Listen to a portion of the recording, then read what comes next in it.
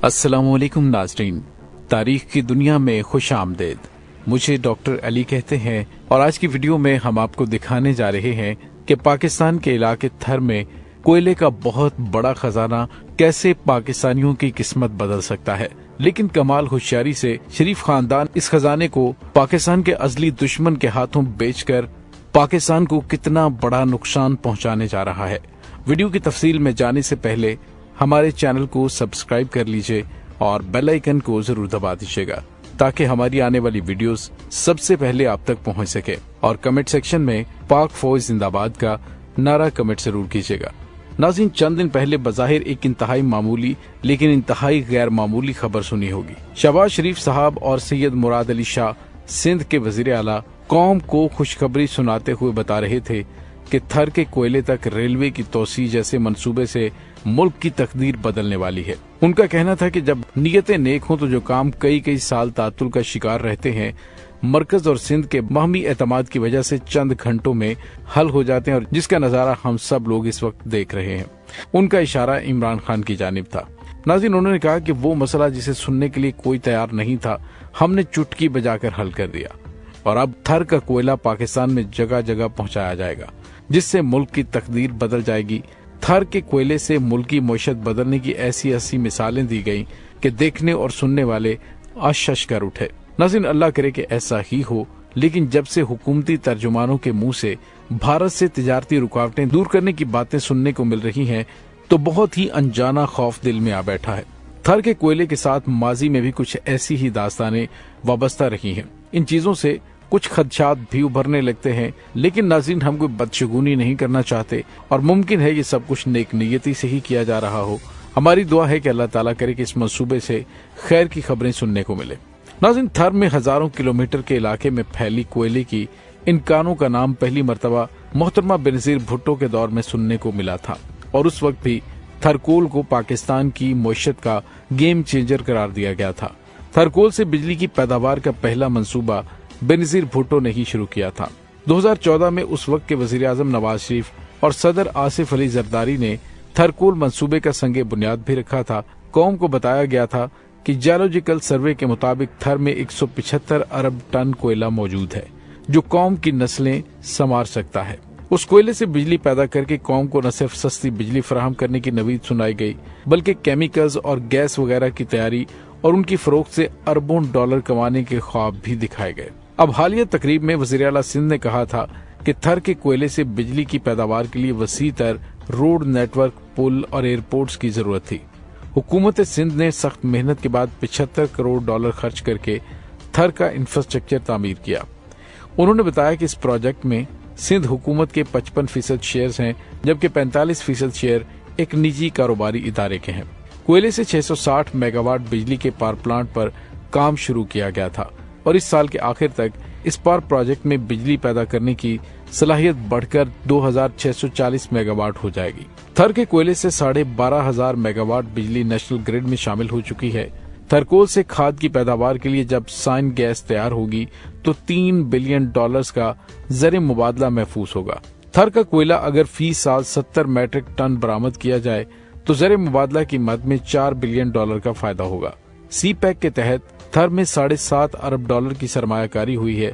LNG से बिजली की पैदावारी कीमत 24 रुपए किलोवाट फी घंटा बनती है और दरामदी कोयले से बिजली की पैदावारी कीमत 37 रुपए किलोवाट फी घंटा बनती है, मगर थरकोल से बिजली की पैदावारी कीमत 17 रुपए किलोवाट फी घंटा बनेगी। नाज़रीन, दिसंबर 2022 तक थरकोल ब्लॉक 1 से 1320 मेगावाट बिजली पैदा होगी, जिससे $1 अरब 20 करोड़ का ज़र मुबादला महफूज होगा।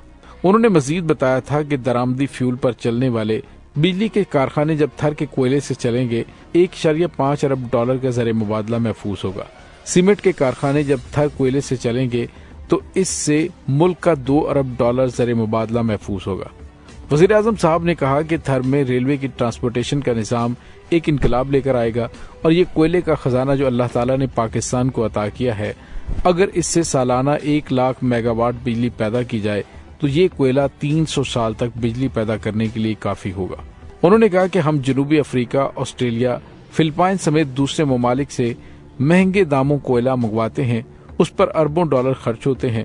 थर में रेलवे का मुअस्सर निजाम बिछ जाने से हम सालाना 1 से 1.5 अरब डॉलर की बचत कर सकते हैं।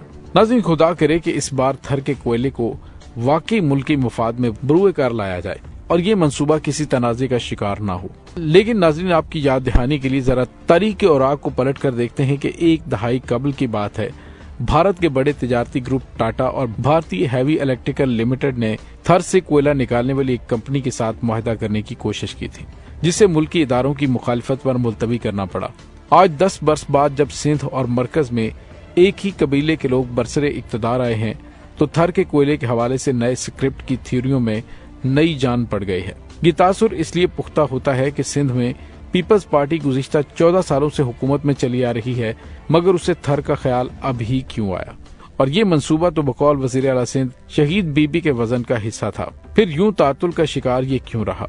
थर का कोयला रेकोडेक की तरह पाकिस्तान की किस्मत अगर मुकम्मल तौर पर तब्दील नहीं कर सकता, तो इस कदर जरूर कर सकता है कि हम पर लादा गया बोझ मुनासिब हद तक कम हो जाएगा। लेकिन इसके लिए हिकमत और तदब्बर की जरूरत है।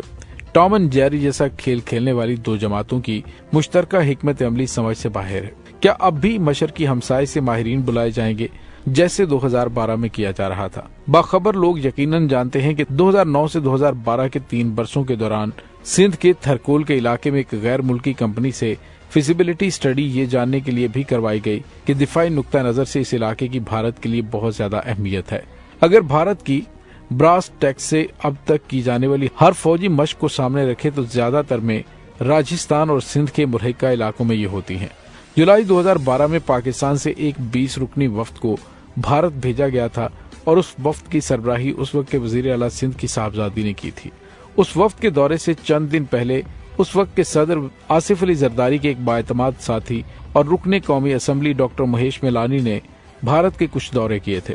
जुलाई में पार्लियामेंट्री तजारती वफ्द के नाम पर भारत जाने वाले वफ्द का असल मकसद क्या था, बाखबर हलकों से ये पोशीदा नहीं है। 10 साल पहले ये खबरें ऐसे तो नहीं फैली थीं कि मुतलका कंपनी भारतीय इदारों के माहिरीन को इस मंसूबे के लिए तरजीह दे रही है। जब मुल्क में इस काम के हवाले से आला माहिरीन मौजूद हों, तो दूसरे ममालिक बिलखुसूस मशरकी हमसाए से माहिरीन बुलाने की क्या वजह हो सकती है? उस वक्त पाकिस्तानी फौज की कोर ऑफ इंजीनियर्स के एक मेजर जनरल की सरबराही और central coal technology Punjab university के प्रोफेसर डॉक्टर शाहिद मुनीर की मुआवनत से हमारे मुल्क का एक इदारा पहले ही इस हवाले से काम कर रहा था। फिर 10 बरस कबल थरकोल के इस प्रोजेक्ट को भारतीय कारोबारी ग्रुप के हवाले क्यों किया जा रहा था? नाज़रीन, ये सवाल भी इंतहाई अहमियत का हामिल है कि दिफाई नुक्ता निगाह से उस हसास तरीन इलाके में आज से 10 साल पहले गैर मुल्की कारीगरों और फनी माहिरीन की एक अलहदा बस्ती क्यों और किसके हुक्म पर तामीर करने की बातें की जा रही थी। अगर तो थर का ये कोयला सिर्फ पाकिस्तान के लिए ही मुख्तस रहेगा और उसे पाकिस्तानी माहिरीन के सुपुर्द किया जाएगा, तो हम सबको उसे खुशामदीद कहना चाहिए। लेकिन अगर वही 10 साल पहले वाली फाइलें खोली जा रही हैं, तो फिर सारे पाकिस्तानियों का चौकन्ना रहना इंतहाई जरूरी है, क्योंकि सबसे पहले पाकिस्तान। नाज़रीन, उम्मीद है आपको हमारी आज की वीडियो पसंद आई होगी। इसे लाइक और शेयर करने के साथ साथ कमेंट सेक्शन में अपने ख्यालात का इज़हार जरूर कीजिएगा। इसके साथ ही डॉक्टर अली को इजाजत दीजिए। अल्लाह वारिस।